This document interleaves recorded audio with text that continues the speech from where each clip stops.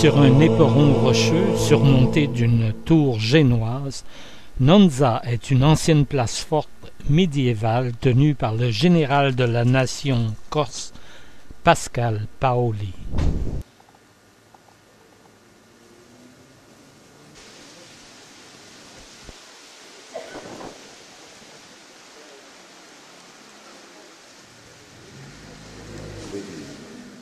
Une église aussi grande dans un village. Moi, j'aime beaucoup celle-ci. C'est très décoré, c'est très beau. J'avais un guide avec vous.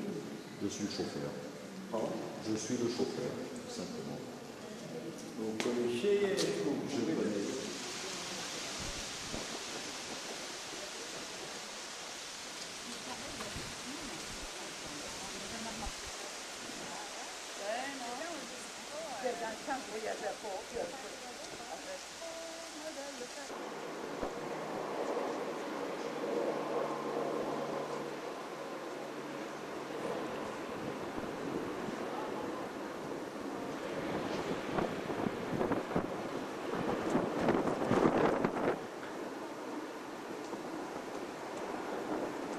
Tout à l'heure, on aperçoit une petite île juste devant nous. On sera juste en face le petit port de Seine-Curie. Mais il nous reste. Vous remarquerez des eaux très très pures autour de la Corse.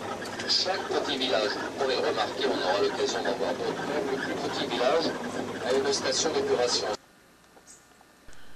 Nous roulons prudemment sur une route de corniche tout autour du Cap Corse, sur une distance de plus de 40 km. Nous découvrirons en route des villages perchés dans la montagne, de pittoresques ports de pêche, des cols de montagne, des plages au sable noir et le célèbre et impénétrable maquis. Ça sera le port le plus au nord de la Corse.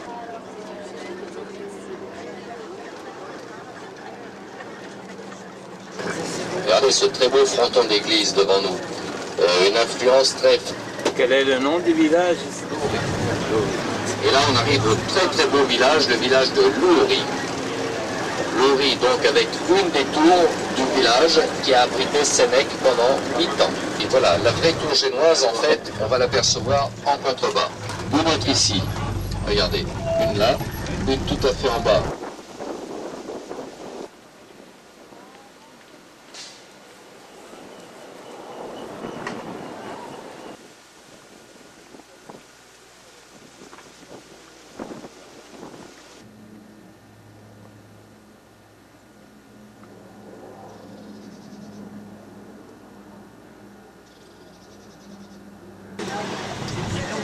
Le clocheton, souvent des cyprès autour des tombeaux, donc symbole de de monter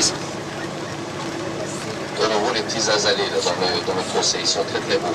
Cyclamènes du moins.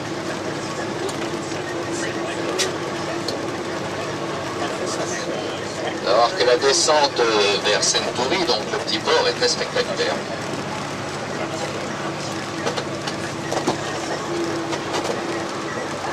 Les deux autres tours qu'on aperçoit par rapport aux moulins sont deux autres moulins. En fait, il y avait là des moulins avant qui servaient à la fois à faire la farine et donc à broyer aussi les olives. Voilà, c'était des villages très défendus. Vous apercevez 2 ou 3 tours de défense.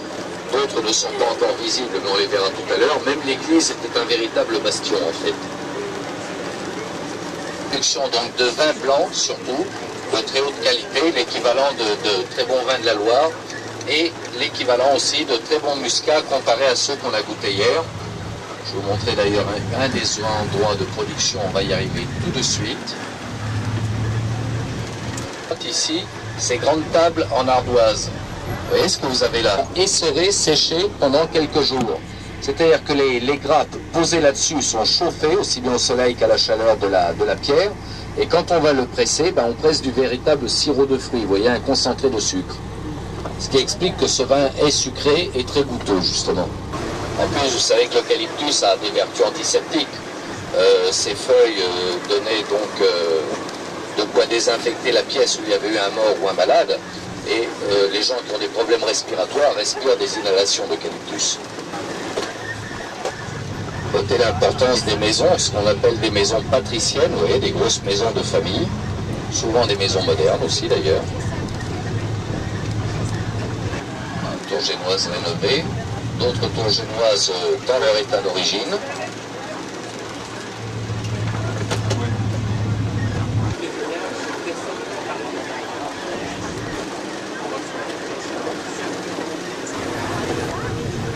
Ici, vous allez voir que c'est très très beau.